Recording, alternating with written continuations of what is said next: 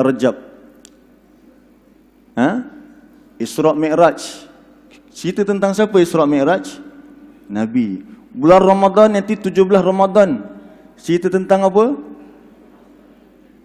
Nuzul Quran ataupun Perang Badar.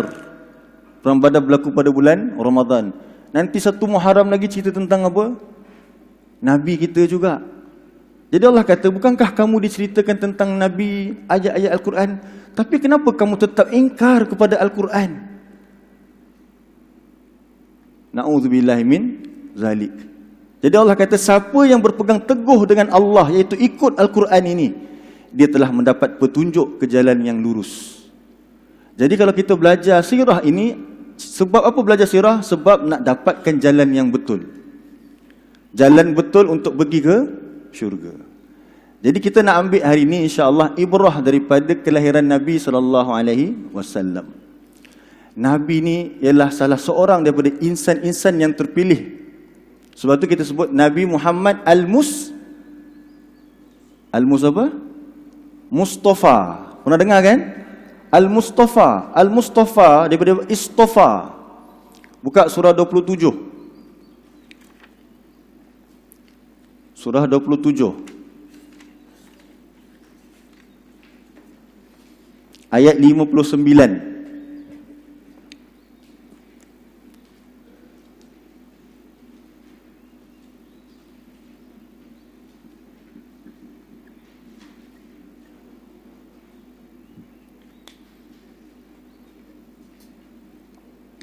Surah 27 ayat 59.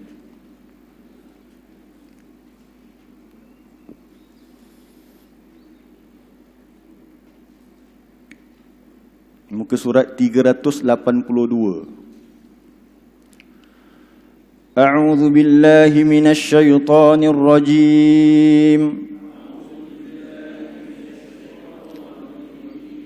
Qulil hamdulillahi wa salamun ala ibadihi alladhina istafa.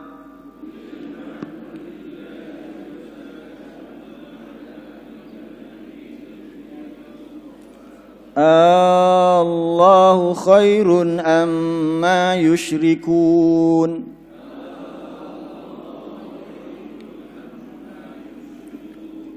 Ucapkanlah wahai Muhammad, segala pujian itu bagi Allah, dan kesejahteraan itu ke atas hamba-hambanya, iaitu orang-orang yang istofa, yang terpilih. Jadi salah seorang insan yang terpilih siapa dalam hidup kita ni, dalam sejarah hidup manusia? Rasulullah. Perkataan istofa ni terpilih, ni bukan terpilih maksudnya ni ada pen, kita kata apa? Saya letak kat sini, saya ambil. Oh, pen merah. Itu panggil apa? Undi kan? Itu bukan maksud pilih. Yang Allah kata istofa. Istofa diambil dari perkataan sofa. Sofa ni maksudnya murni, suci, bersih.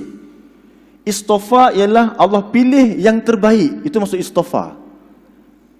Jadi kalau kita kata Nabi Muhammad ni adalah istofa, tengok peringatan Allah. Adakah Allah lebih baik? Adakah Allah pilihannya lebih baik? Ataupun yang kamu sekutukan itu? Semalam Datuk ingatkan kepada kita apa, Dr. Zahazan? Janganlah kita bagikan anak-anak kita ni, cucu kita ni contoh-contoh daripada yang belah barat. Kartun-kartun dan sebagainya. Sebagai tak apalah dia budak-budak. Allah tanya kepada kita sebenarnya, adakah pilihan Allah lebih baik atau pilihan yang kamu sekutukan itu? Jadi kalau kita kata Nabi Muhammad ni insan terbaik, begitulah yang kita patut jadikan dia sebagai uswatun hasanah dalam hidup ini. Jadi hidup Nabi ini, Nabi hidup berapa lama?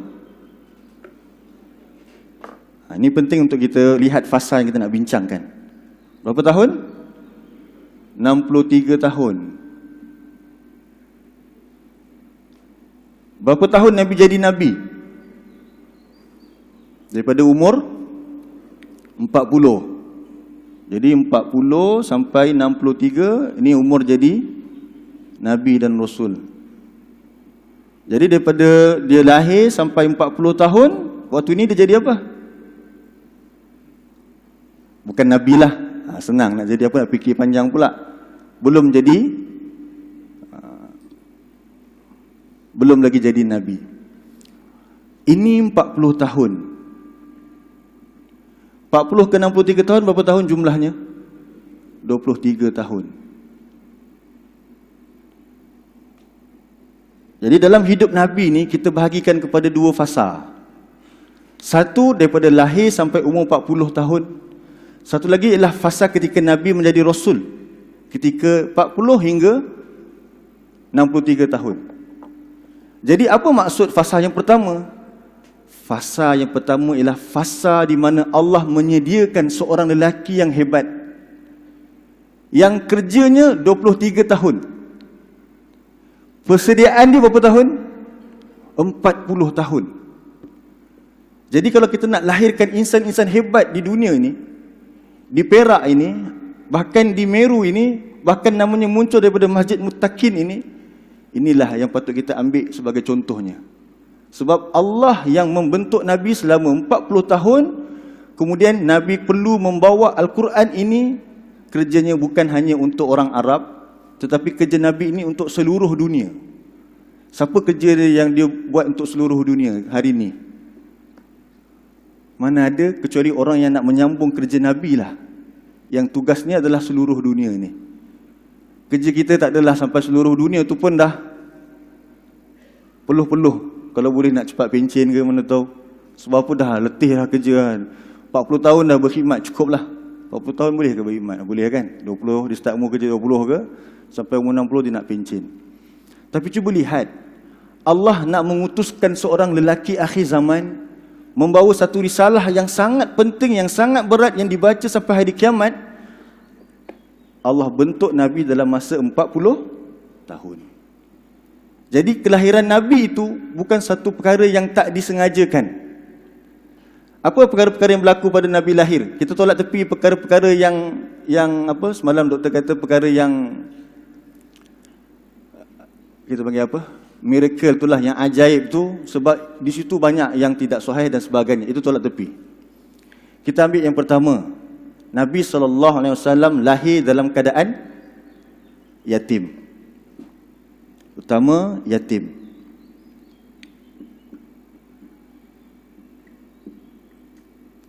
Apa lagi malam tadi? Maksudnya kita olah lah apa yang kita bincang malam tadi, kita dengar. Apa lagi peristiwa yang besar? Susu, penyusuan.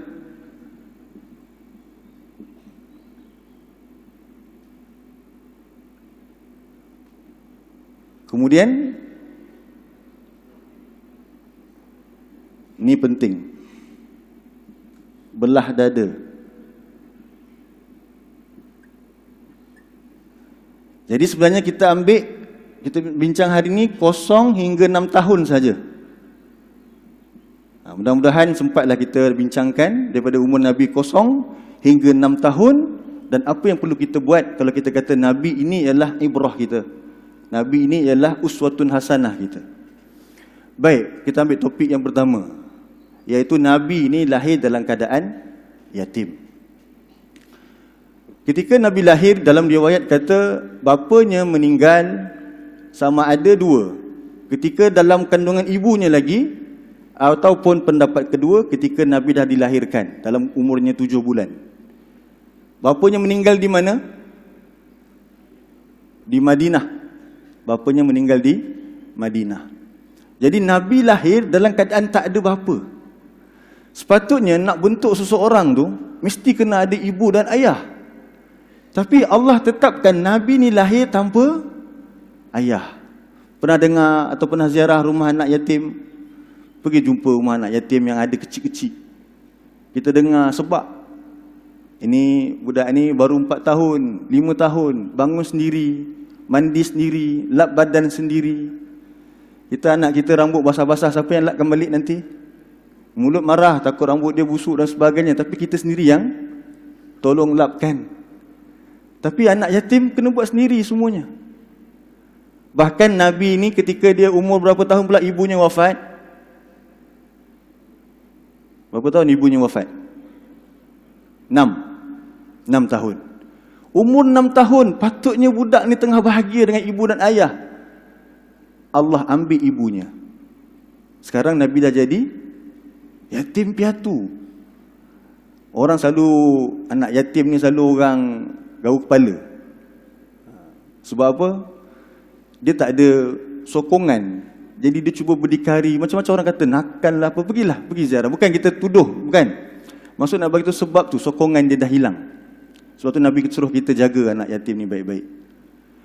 Selepas kewafatan ibunya pula, siapa yang ambil alih jaga Nabi Muhammad? Datuk dia. Berapa lama datuk dia jaga dia pula? 2 tahun. Sampai umur Nabi 8 tahun. Atuk jaga cucu dengan atuk dulu jaga ayah kepada cucu tu, sama tak? Sama? Tak sama. Atuk kalau cucu minta nangis, bagi beli. Bagi dia duit. Dulu ayah dia tak macam tu. Saya tak tahulah, saya belum jadi atuk lagi. Orang cerita macam tu lah. Betul ke? Oh betul. Dapat sokongan, alhamdulillah, betul.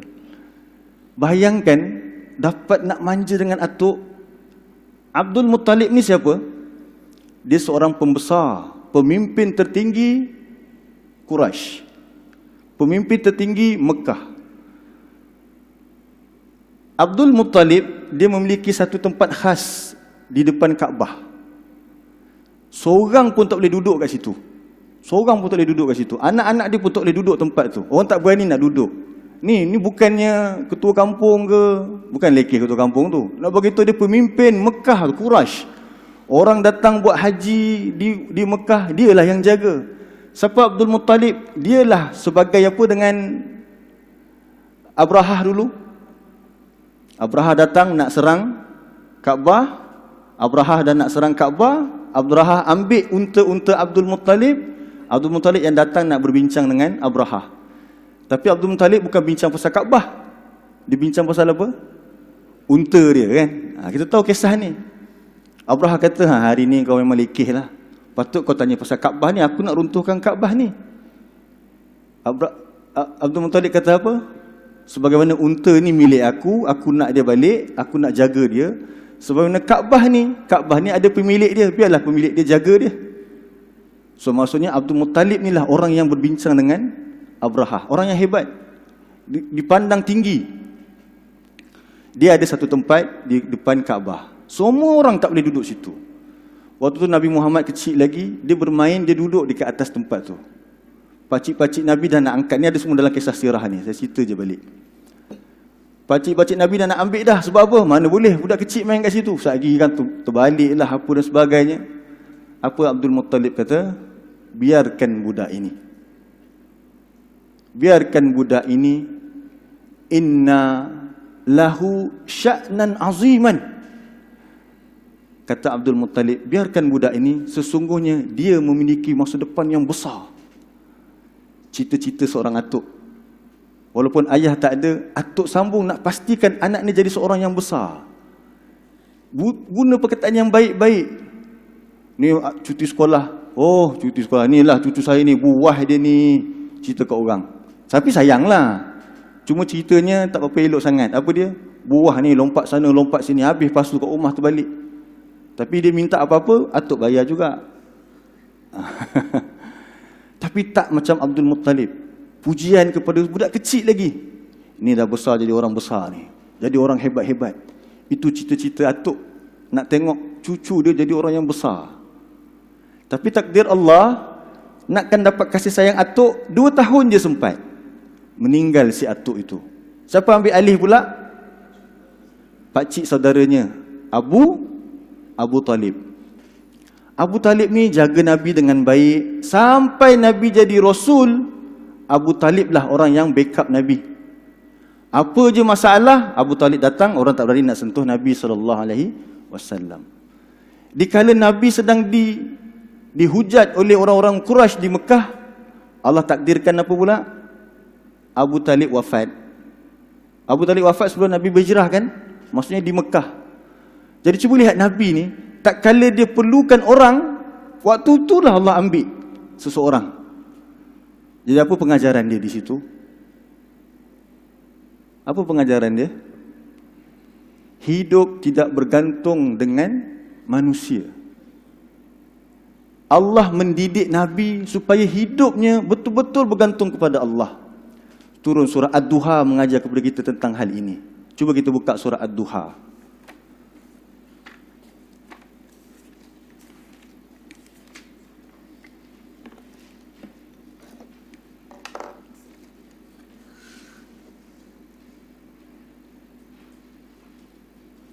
Surah 93.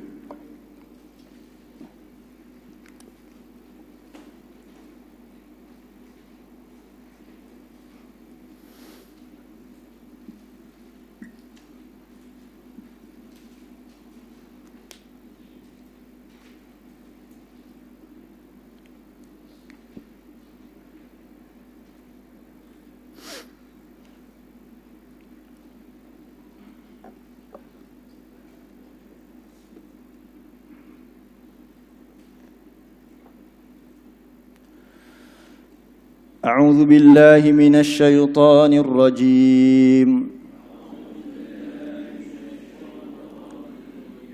بسم الله الرحمن الرحيم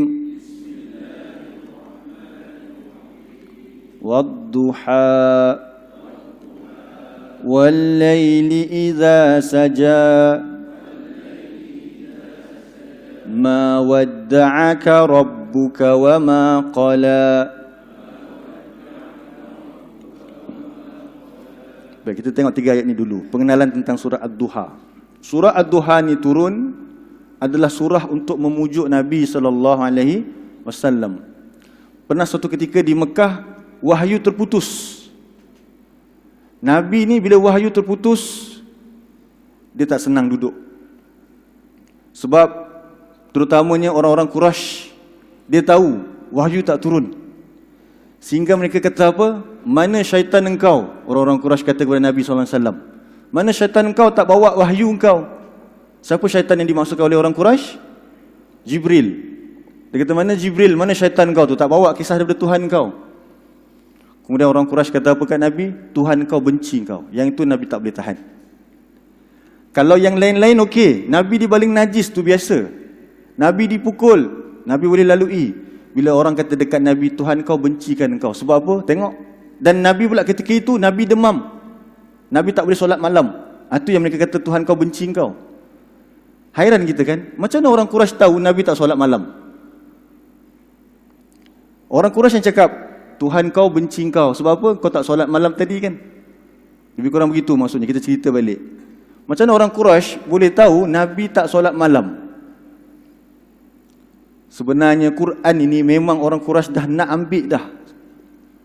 Sebab tu mereka ni, pembesar-pembesar Quraisy ni, tiap-tiap malam mereka mengendap rumah Nabi. Nak dengar Nabi baca Quran. Sebab hati mereka dah terpaut. Tapi kerana keingkaran mereka, mereka menolak Al-Quran ini. Sebab tu mereka tahu Nabi tak solat malam tadi. Sebab tu dalam kisah tu diceritakan, bila mereka mendengar, kemudian mereka nak balik dan nak subuh, mereka nak balik, mereka terserempak antara satu sama lain. Kau pun ada kat sini. Jangan beritahu orang lain. Besok kau jangan buat lagi. Sebab apa? Kalau orang lain tahu, orang-orang kita tahu macam mana? Habis kita. Rupanya besok sama ulang lagi nak dengar. Sebab Al-Quran ni cukup memberi kesan dalam jiwa orang-orang Quraisy Mekah tu. Jadi Quran tak turun. Nabi rasa sedih. Turun surah Ad-Duha memberi cahaya. Wad-Duha. Demi waktu duha. Ini belum lagi, dah cerah dah sikit. Bila cerah maksudnya apa? Tadi gelap. Sekarang dah cerah. Dah nampak cahaya kehidupan. Cuba bayangkan kita bangun, tidur, terlajak bangun, pukul 7, pukul 8 tapi gelap lagi. Dah pukul 10, gelap lagi. Itu maksudnya apa tu? Habislah tu kan. Tapi bangun-bangun, dah solat, tadi dah qiyamul lail, solat subuh, sekarang ada waktu. Katalah sekarang ni tak ada waktu cerah ni, gelap. Apa maksud dia? Habis kan? Tu kiamat lah maksudnya. Jadi cahaya tu, cahaya pagi tu menandakan adanya kehidupan. Ada kehidupan. Allah beritahu dekat Nabi, Wad-duha wal-laili iza saja ma wadda'aka rabbuka wa ma qala. Apa maksud ma wadda'aka rabbuka wa ma qala? Tuhan kau tidak meninggalkan engkau dan Tuhan kau tidak membenci engkau. Meninggalkan bahasa Arab apa tu? Wadda'a. Tuan-tuan pernah dengar tak perkataan wada'? Bila dengar? Masa buat haji, nanti nak buat tawaf. Apa tawaf wada'? Tawaf selamat tinggal, tawaf babai. Tengok, Nabi kata, Nabi sedih sebab apa? Dia rasa Allah tinggalkan dia. Kita boleh babai Kaabah tu.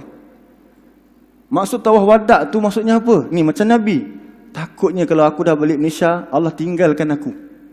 Bayangkan kita dekat Mekah macam mana? Betapa solehnya kita, jaga waktu solat. Dalam perjalanan tu ada orang minta sedekah, kita boleh bagi. Baca Quran, tawaf, pusing Kaabah tu. Walaupun kaki sakit, buat.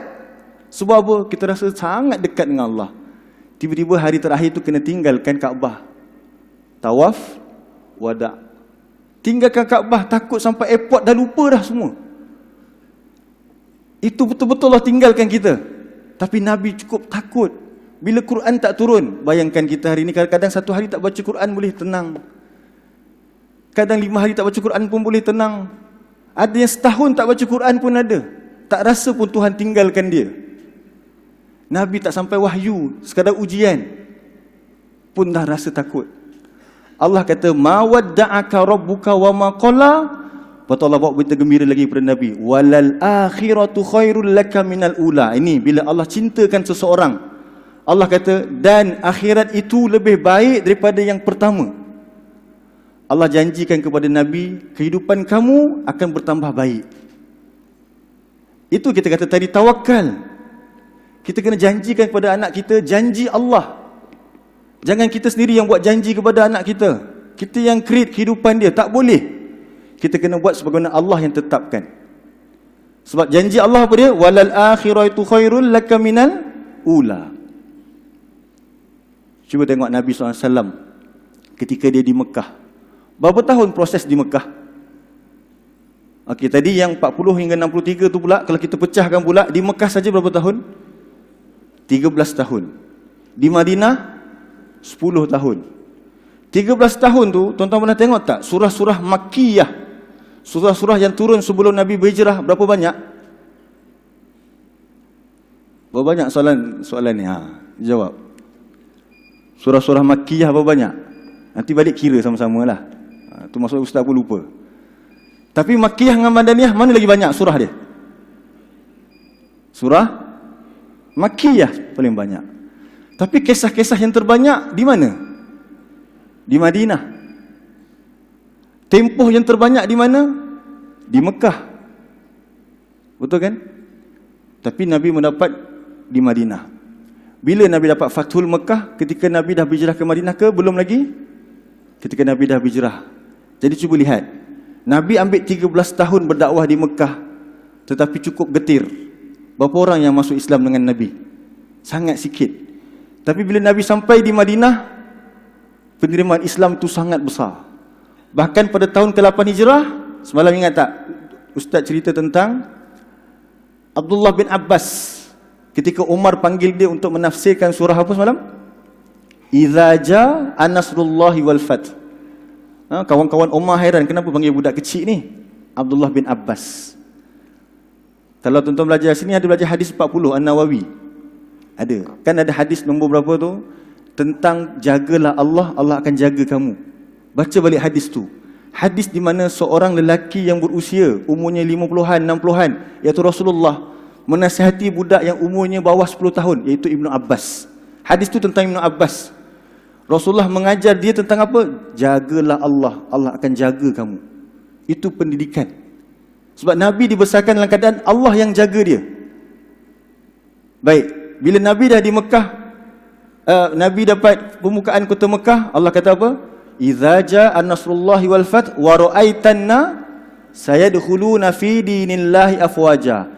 Bila dah sampai pembukaan kota Mekah nanti, engkau akan lihat orang masuk ke dalam Islam ini secara berbondong-bondong.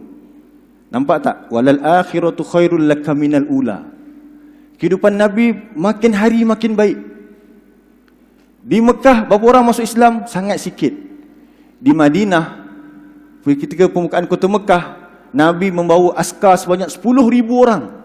Masya Allah, itulah paling ramai Nabi ada, 10,000 orang. Jadi walal akhiratu khairul laka minal ula. Akhirat itu lebih baik daripada yang kemudian. Saya tambah lagi satu cerita dan supaya kita nampak walal akhiratu khairul laka minal ula, iaitu orang yang terakhir masuk ke dalam syurga.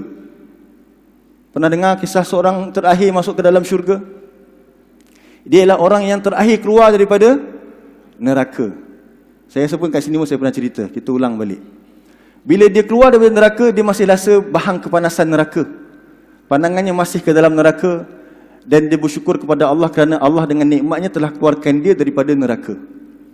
Kemudian Allah mandikan dia dalam satu kolam dipanggil kolam Al-Hayah, kolam kehidupan.